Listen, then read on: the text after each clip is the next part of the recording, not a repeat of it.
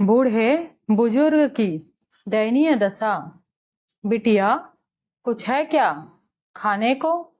दोपहर 3 बजे के आसपास रामेश्वर बाबू ने बहू के कमरे में आवाज लगाते हुए कहा, ए भी कोई वक्त है खाने का? और अभी 11 बजे दिया था ना दूध वाला दलिया। फिर अब 3 बजे हैं।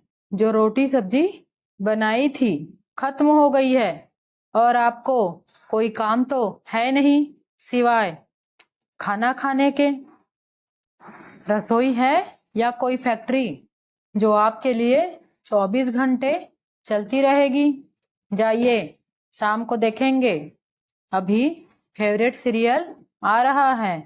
कहते हुए बहू ने नजरें फिर से टीवी पर टिका दी। रामेश्वर बाबू चुपचाप वहां से अपने कमरे की ओर बढ़ गए। ये सब कुछ वहां झाड़ू पोछा बर्तन का काम करने वाली सुधा देख रही थी। वह मन ही मन सोचने लगी कि कहने को इतना बड़ा बंगला है, बड़ी बड़ी गाड़ियां हैं, पैसा है, मगर इतने बड़े बंगले, पैसे होने के बावजूद इनका दिल बहुत छोटा है। जो अपने घर के पिता समान ससुर जी की सेवा नहीं कर सकते, कम से कम उन्हें भूखे पेट तो मत रखो। काश अगर मेरे ससुर जी होते तो मैं पिता की भांति उनकी सेवा करती। काम करते करते अचानक उसे स्मरण हुआ, ना जाने कितने फल और काजू बादाम डाइनिंग टेबल पर पड़े पड़े सड़ते रहते हैं और अधिकतर बासी होने पर फेंक दिए जाते हैं। घर के बच्चे उन्हें देखते भी नहीं हैं, क्योंकि उन्हें फ्रेश चीजें खाने का शौक है। आजकल वो क्या कहते हैं, हाँ, जंक फूड। वे तो उन चीजों के शौकीन हैं।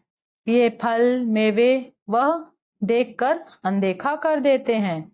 साहब मालकिन को जहाँ अपने काम और किटी पार्टी से फुर्सत नहीं है, तो वह क्या खाएंगे और क्या देखेंगे? बचे बेचारे बुजुर्ग दादाजी, तो उनका मुंह तो बिना दांतों के बसती है। उनकी दाल तो खिचड़ी दलिया से ही गल सकती है, तो वह क्या खाएंगे फल मेवे?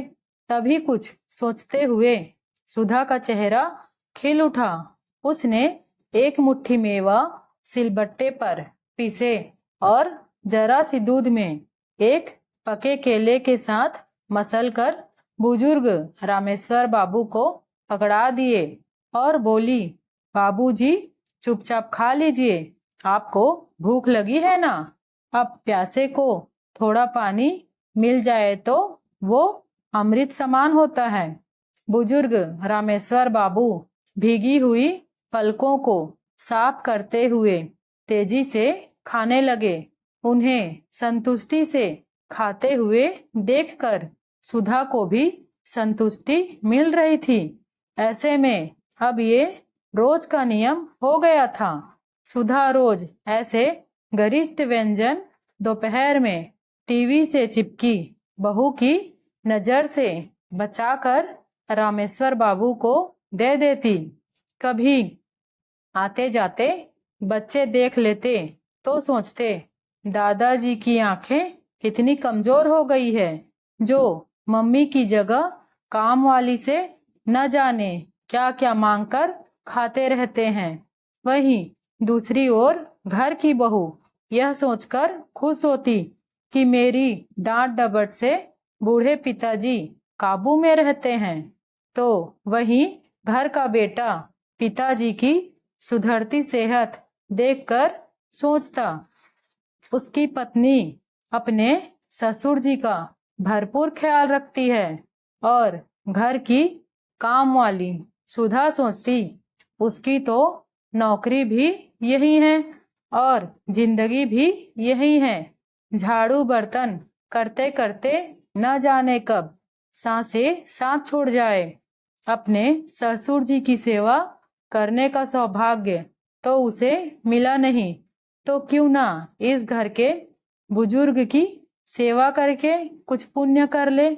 वही रामेश्वर बाबू सोचते कि अब सोचना समझना क्या है, दिन ही तो काटने हैं, भूखे रहकर मरने से अच्छा है आखिरी वक्त में जो सेवा और सम्मान दे रहा है ले लो। और वह अक्सर सुधा को आशीर्वाद देते हुए सोचते, अगले जन्म में भगवान मुझे अमीर बनाना चाहे मत बनाना, बस बेटी देना या बहू देना तो ऐसे सुलझे हुए संस्कारों वाली सुधा जैसी देना। आशा करती हूँ आपको ये छोटी सी कहानी पसंद आई होगी। इस पर आपकी क्या राय है हमें कमेंट में जरूर बताइए। कहानी को लाइक एवं शेयर करना बिल्कुल भी ना भूलिए। चैनल पे नए हो तो कृपया सब्सक्राइब कर दीजिए। वीडियो को अंत तक देखने के लिए आपका बहुत बहुत धन्यवाद।